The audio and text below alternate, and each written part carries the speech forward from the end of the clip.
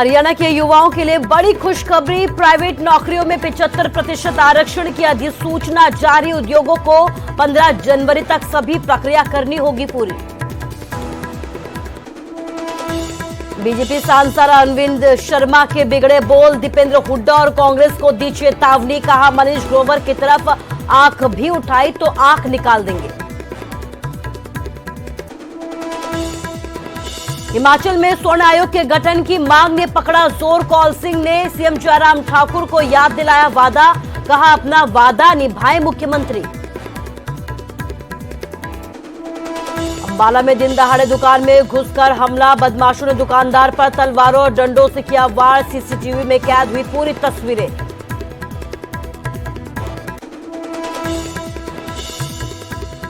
और शिमला के जंगलों में मिला मासूम का सुराग। दिवाली की रात बच्चियों को ले भागा था तेंदुआ। परिजनों का रो रो कर हुआ बुरा हाल।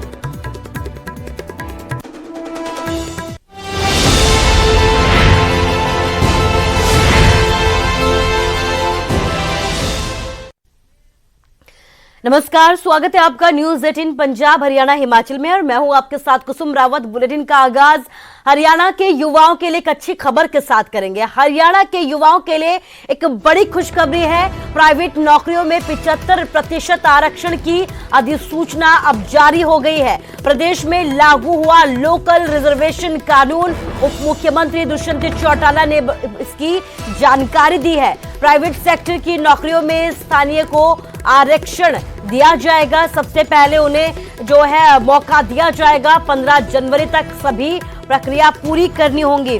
तो बड़ी खुशखबरी हरियाणा के युवाओं को लेकर, हरियाणा के युवाओं के रोजगार को लेकर, क्योंकि हरियाणा में जो है प्राइवेट नौकरियों में 75% आरक्षण की अधिसूचना जारी कर दी गई है। प्रदेश में जो लोकल रिजर्वेशन कानून है अब वो लागू हो गया है। इसकी अधिसूचना जारी हो गई है और इसकी जानकारी उप मुख्यमंत्री दुष्यंत चौटाला की तरफ से दी गई है। आपको बता दें कि जो प्राइवेट सेक्टर है यहाँ पर स्थानीय जो युवा है उन्हें अब ज्यादा मौका दिया जाएगा, उन्हें आरक्षण दिया जाएगा, उन्हें जो है काम करने का ज्यादा मौका मिलेगा। और 15 जनवरी तक कहा यह जा रहा है कि अब जो है वो सभी प्रक्रियाओं को पूरा करना होगा। 15 जनवरी तक सभी प्रक्रियाएं पूरी हो जाएंगी।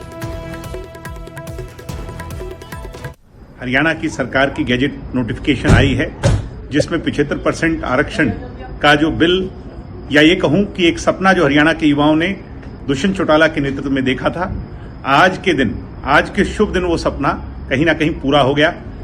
15 जनवरी से ये कानून लागू हो रहा है। मैं मेरी तरफ से, जननायक जनता पार्टी की तरफ से और हरियाणा प्रदेश के सभी इस मिशन के पीछे जुड़े लोगों की तरफ से हरियाणा प्रदेश के नौजवानों को बहुत बहुत बधाई देता हूं, शुभकामनाएं देता हूं। और ज्यादा जानकारी के लिए हमारे संवाददाता मनोज कुमार हमारे साथ फोन लाइन के जरिए जुड़ गए हैं। मनोज, एक बड़ी खुशखबरी हरियाणा के युवाओं के लिए। जी बिल्कुल कुसुम, एक बहुत बड़ी खुशखबरी है ये, क्योंकि लगातार सरकार का ये वादा भी था। और आपको याद होगा कि जब चुनाव चल रहे थे तो ये दरअसल जननायक जनता पार्टी का एक चुनावी वादा भी था। उन्होंने कहा था कि सत्ता में आए तो हम 75% आरक्षण देंगे। और जब सरकार बनी, सत्ता में वो भागीदार हुए, तो एक कॉमन मिनिमम एजेंडा का भी प्रमुख पॉइंट था और बीजेपी ने भी इस पर हामी भरी थी। तो अब इसको सिरे चढ़ा दिया गया है। इसी साल मार्च में विधानसभा ने एक प्रस्ताव पारित किया था जिसमें रोजगार अधिनियम 2020 के नाम से इसको पारित किया गया था। और उसके बाद राज्यपाल की मंजूरी के बाद अब इसको लागू करने की जो नोटिफिकेशन है वो जारी कर दी गई है। हालांकि इसमें वो थोड़े बदलाव किए गए हैं। पहले जो इसकी जो आय की जो सीमा थी, यानी कि ऐसी नौकरियां जिनमें जो सैलरी है वो 50,000 रुपये महीने तक है, वो इसके दायरे में आती थी। लेकिन अब इसमें संशोधन करके इसको थोड़ा घटाकर 30,000 कर दिया गया है। यानी कि ऐसी नौकरियां प्राइवेट सेक्टर की जहां तनख्वाह 30,000 रुपये महीने तक है, वो तमाम नौकरियां अब इसके दायरे में आएंगी। उसके ऊपर वाली जो सैलरी वाली जो नौकरियां हैं वो अब इसके दायरे से बाहर कर दी गई। लेकिन फिर भी स्थानीय युवाओं के लिए एक अच्छी खबर है, बड़ा मौका है। अब उनको प्राथमिकता यहाँ के फैक्ट्रीज को या दूसरी जो कंपनियां हैं उनको देनी होगी। जी मनोज, इस तमाम जानकारी के लिए आपका शुक्रिया। तो एक बड़ा मौका है हरियाणा के युवाओं के लिए, क्योंकि रोजगार की जो समस्या है उसे लेकर अक्सर जो युवा है वो भी सड़कों पर उतरे नजर आते हैं, रोजगार की समस्या को लेकर अपनी आवाज को उठाते हैं। लेकिन आपको बता दें कि हरियाणा के युवाओं के लिए ये खबर जानना बेहद जरूरी है। हरियाणा के युवाओं के लिए एक बड़ी खबर है और खुशखबरी ये कही जा सकती है, क्योंकि जो प्राइवेट सेक्टर है यहाँ पर प्राइवेट नौकरियों में 75% आरक्षण की अधिसूचना अब जारी कर दी गई है। 15 जनवरी तक कहा यह जा रहा है कि सभी प्रक्रियाएं अब पूरी हो जाएंगी।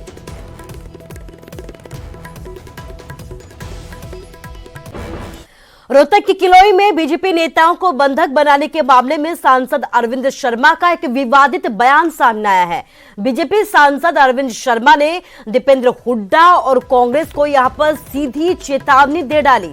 अरविंद शर्मा ने कहा कि मनीष ग्रोवर की तरफ अगर किसी ने भी आंख उठाकर देखी तो उसकी आंख ही निकाल लेंगे, हाथ किया तो हाथ काट देंगे। वहीं बीजेपी ने पूर्व सीएम भूपेंद्र सिंह हुड्डा का पुतला भी यहां पर फूंका है। बीजेपी सांसद ने हुड्डा के लोगों पर पार्टी नेताओं को बंधक बनाने का आरोप लगाया है। आपको बता दें कि रोहतक के किलोई में ग्रामीण और किसानों ने बीजेपी नेताओं को बंधक बना लिया था।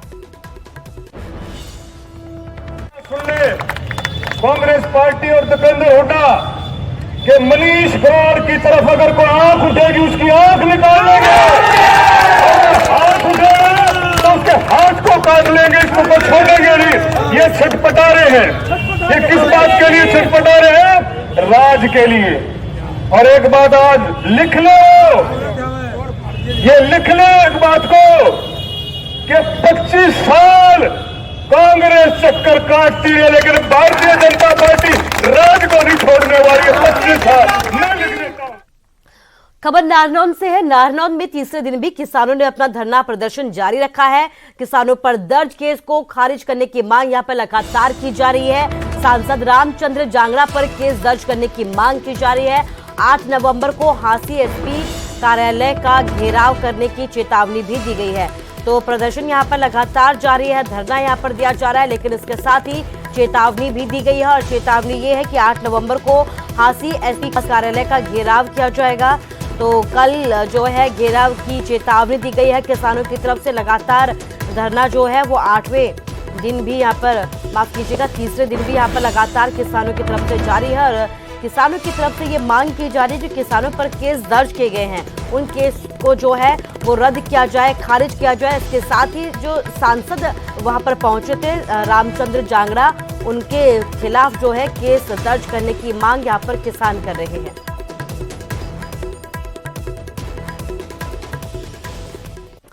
और सोनीपत पहुंचकर सीएम मनोहर लाल ने किसानों को एक बड़ी सौगात दी है।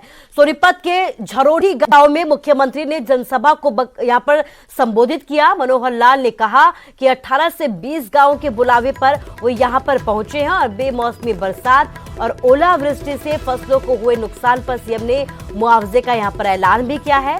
पूर्व की हुड्डा सरकार पर भी सीएम तंज कसने से नहीं चूके और कहा कि पहले के समय में 20-20 रुपए के चेक दिए गए थे, लेकिन अब ऐसा नहीं है। वहीं सीएम ने झरोटी गांव के करोड़ों रुपए की यहां पर सौगात दी है। यहां पर पहुंचकर उन्होंने करोड़ों रुपए की योजनाओं का ऐलान किया है और ड्रेन पक्की होगी ऐसा कहा गया है। इसके साथ ही झरोटी से खांडा तक 18 फीट का रास्ता निकालने की भी बात कही गई है। गांव में एक लाइब्रेरी और सामुदायिक स्वास्थ्य केंद्र बनाने की भी घोषणा की गई है। किसानों को बड़ी राहत देते हुए सीएम ने कहा कि जहां पर फसल खराब हुई है वहां 1 महीने का बिजली का बिल माफ किया गया है।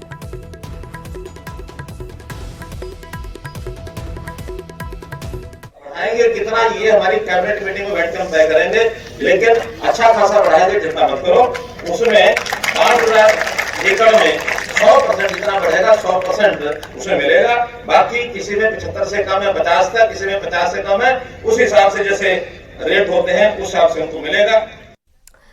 इलाहाबाद उपचुनावों के नतीजों से जो इनेलो है उससे यहां पर संजीवनी मिली है। एक तरफ जहां पार्टी नेता गदगद हैं तो वहीं इनेलो सुप्रीमो और पूर्व मुख्यमंत्री ओपी चौटाला ने एक बड़ा बयान दिया है। ओपी चौटाला ने कहा कि किसानों ने जो कहा है कि अब है दोबारा जो है इस्तीफा देंगे। पहले भी किसानों के कहने पर ही उन्होंने इस्तीफा दिया था और अब भी किसानों के कहने पर ही वो इस्तीफा देने के लिए तैयार है। आपको बता दें कि अभय चौटाला के इस्तीफे देने के बाद दोबारा चुनाव लड़ने पर बीजेपी और कांग्रेस सवाल उठाती रही है।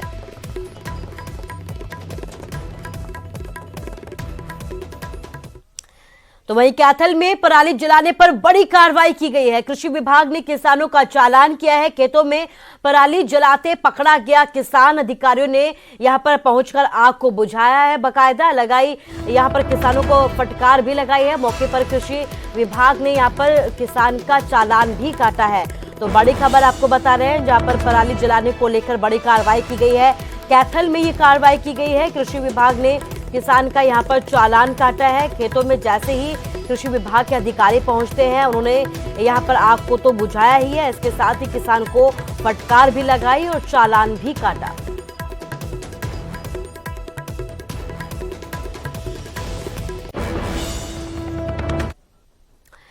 हरियाणा में खाद के लिए किसानों को कड़ी मशक्कत करनी पड़ रही है। मानो पूरे प्रदेश में खाद के लिए मारामारी है। हम आपको दो तस्वीरें दिखाते हैं। पानीपत में उरलाना गांव में सुबह होते ही किसान खाद के लिए लाइन में लग जाते हैं। किसानों ने प्रशासन पर खाद की कालाबाजारी करने के आरोप लगाए हैं। तो वहीं इफ्को मैनेजर ने भी यह माना है कि किसानों को डीएपी खाद की किल्लत हो गई है। गेहूं की बिजाई का वक्त है, ऐसे में खाद नहीं मिलने से किसानों के माथे पर चिंता की लकीरें खिंच गई हैं। दूसरी तरफ आपको फतेहाबाद की तस्वीरें दिखा रहे हैं, जहां पर रतिया में डीएपी खाद नहीं मिलने से किसानों ने खूब बवाल काटा। किसानों ने रोड को बकायदा यहां पर जाम किया और पुलिस प्रशासन के खिलाफ जोरदार तरीके से नारेबाजी भी की है। क्या दिक्कत आ रही है? परिंदा नहीं कोई। क्या कह रहे हैं? क्या करेंगे, इकट्ठा मिलेगा वो भी उनकी मिला जो लिख दिया, जो हमने मिलता भी को नहीं, हमारा वो लिखे भी नहीं जानता। जी खार खातर आया था जी। हाँ जी, क्या दिक्कत? किले बोने 20 कट्टा मिले, बताइए के बोंगे अपने खेलता में बैठे भूखे प्यासे आ रहे जी तड़की 5 बजे की। लेकिन सरकार कहती है खाद की कहीं कोई कमी नहीं है। कड़क कमी ना थी जी, हम आंधे आड़े इतने ही पब्लिक आ रही, हम तो बहुत परेशान कर दिए जी। और इधर खाद की कमी पर किसान नेता गुरनाम सिंह चडूरी ने केंद्रीय कृषि मंत्री नरेंद्र सिंह तोमर को पत्र लिखा है। इसके साथ ही किसानों को यूरिया के साथ सल्फर देने का विरोध जताया है। गुरनाम सिंह चडूरी ने कृषि मंत्री से खाद कंपनियों के खिलाफ सख्त से सख्त एक्शन लेने की मांग की है। गुरनाम सिंह चडूरी ने केंद्रीय कृषि मंत्री नरेंद्र सिंह तोमर से भी ये अपील की है कि प्रदेश में डीएपी और यूरिया खाद की कमी को तुरंत दूर किया जाए और कंपनियों की इस कालाबाजारी और जबरदस्ती के धंधे को रोका जाए। इसके साथ ही खाद कंपनियों के खिलाफ सख्त से सख्त कार्रवाई की यहां पर मांग की गई है गुरनाम सिंह चडूरी की तरफ से। नहीं तो किसानों को मजबूर होकर खुद कंपनियों के खिलाफ सख्त से सख्त कदम उठाना होगा, ये कहना है गुरनाम सिंह चडूरी का, जिसकी जिम्मेदारी सिर्फ और सिर्फ सरकार और प्रशासन की होगी। गुंडागर्दी देखिए, अभी तो हमारा आंदोलन चल रहा है, उसके चलते चलते हालात देखिए कि पहले डीएपी के साथ सल्फर लगा के बेचा गया, अब जबरदस्ती यूरिया के साथ सल्फर लगा रहे हैं। 3 तारीख को एक रैक आया है शाहबाद के अंदर और उसमें कंपनी ने 1 वैगन साथ में सल्फर का भेजा, यानी कंपनी ने जबरदस्ती डीलर को दिया, डीलर ने जबरदस्ती दुकान वाले को दिया और दुकान वाले ने जबरदस्ती सल्फर किसान को दिया। 266 रुपये का यूरिया का थैला है, उसके साथ 250 रुपये का सल्फर जबरदस्ती किसान को छेप दिया गया। गुंडागर्दी देखिए कि जबरदस्ती आपको सल्फर लगा के दे रहे हैं और सरकार जैसे मर गई है। तो हरियाणा में खाद की किल्लत पर कांग्रेस ने सरकार को जमकर घेरा है। हरियाणा कांग्रेस अध्यक्ष कुमारी सैलजा ने बकायदा इसके लिए एक ट्वीट किया है। 1.5 महीने से डीएपी खाद के लिए मारामारी मची है। सैलजा की तरफ से यह कहा गया है किसानों को खाद मुहैया नहीं करवा पाई है सरकार। हर जगह किसानों के हितों पर जो है आघात किया जा रहा है। कांग्रेस प्रदेशाध्यक्ष कुमारी सैलजा ने ट्वीट कर यह कहा है कि हरियाणा में 1.5 महीने से डीएपी खाद के लिए मारामारी है, मगर सरकार अभी तक किसानों को खाद मुहैया नहीं करवा पाई है। झूठे वादों के बल पर वाहवाही लूटने वाली बीजेपी और जेजेपी सरकार ने हर जगह पर किसानों के हितों पर आघात किया है और यही वजह है कि आज जो किसान हैं वो प्रदर्शन करने को मजबूर हो रहे हैं।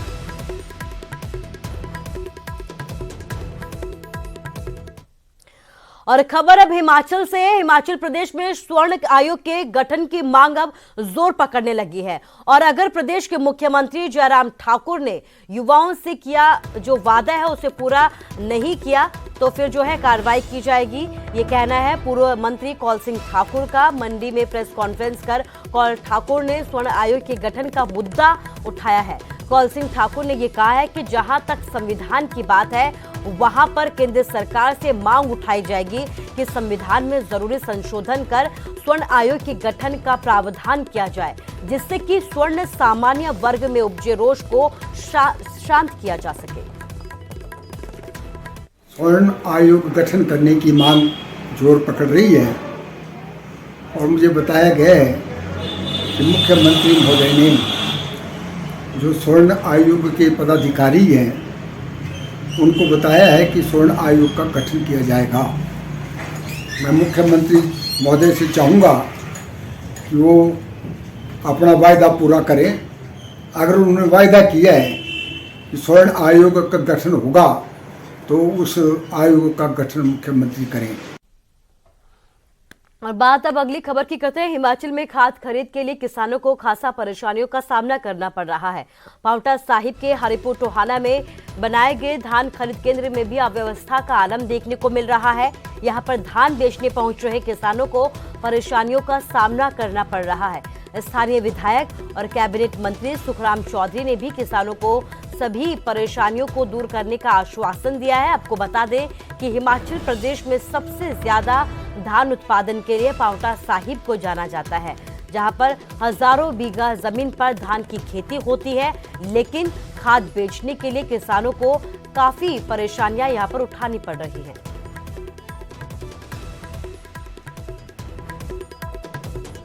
कोई भी कुछ ऐसा था ही नहीं कि मौसम खराब हो, तो उन्होंने कहा कि अब आप टेंशन मत लो और कल की छुट्टी करो, जो दिवाली की छुट्टी है कल की छुट्टी करो और 5 तारीख को आप आफ्टर लंच में आपका जो भी धान है तुल जाएगा। और आज आके हमने यहाँ देखा कोई ना कोई कंपनी वाला फसाई वाला कंपनी वाला है, कोई ना कोई कोऑपरेट कुछ है ही नहीं। यहाँ पे हम 31 की हमारी डेट थी ना, तो सर हम यहाँ पे 1-2 दिन पहले पूछ के चले गए, तो हम 3 तारीख को आए यहाँ पे।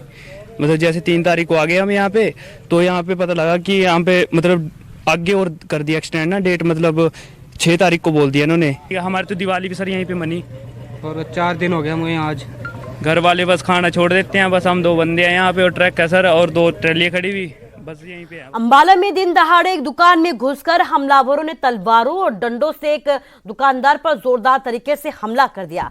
इस हमले में दुकान मालिक और एक लड़का घायल हो गया।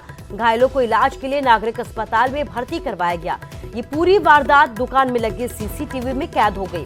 वहीं पुलिस ने दुकान मालिक की शिकायत के आधार पर केस दर्ज कर लिया है और सीसीटीवी के आधार पर हमलावरों की तलाश शुरू कर दी है।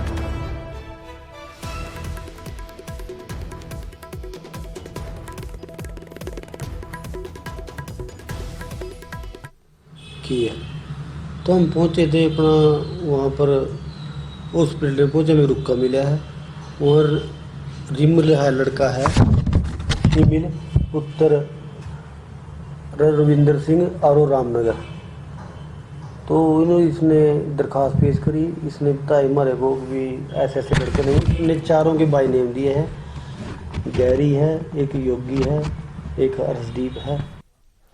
और अब बात पलवल की करते हैं, जहां पर 16 वर्षीय नाबालिग को पहले रास्ते से अगवा किया गया और फिर उसके साथ दुष्कर्म की वारदात को अंजाम दिया गया। आरोपी ने मां और बेटी को जान से मारने की बाकायदा धमकी भी दी है। फिलहाल पुलिस ने युवक के खिलाफ केस दर्ज कर लिया है और जांच शुरू कर दी है।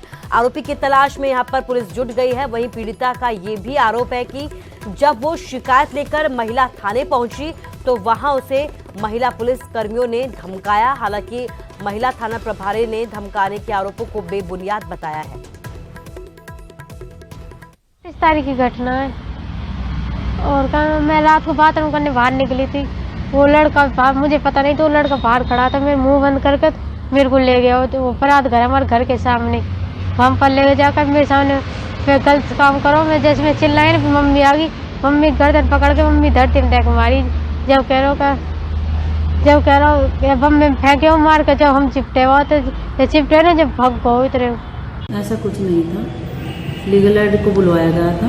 लीगल एड के सामने बच्ची ने खुद बयान दिए हैं और लीगल एड के बयान पे ही बच्ची ने जो बताया उसी पे मुकदमा दर्ज किया गया है। मुकदमा दर्ज करने के बाद मुकदमे की जो प्रोसीडिंग होती है उसमें 164 के बयान करवाए गए। 164 के बयान में बच्ची ने जो एलिगेशन लगाए रेप बारे, पहले छेड़खानी बारे एलिगेशन थे, उसके बाद 164 की स्टेटमेंट होने के बाद उसने आरोप लगाए रेप बारे, तो उसके बाद उसका मेडिकल भी करवाया गया है और CW के सामने काउंसलिंग भी करवाया गया है। जो प्रोसीडिंग होती है मुकदमे की वो पूरी की जा चुकी है। आरोपियों की तलाश जारी है। और फिलहाल के इस बुलेटिन में बस इतना ही, लेकिन आप लोग अपना ख्याल रखिए। नमस्कार।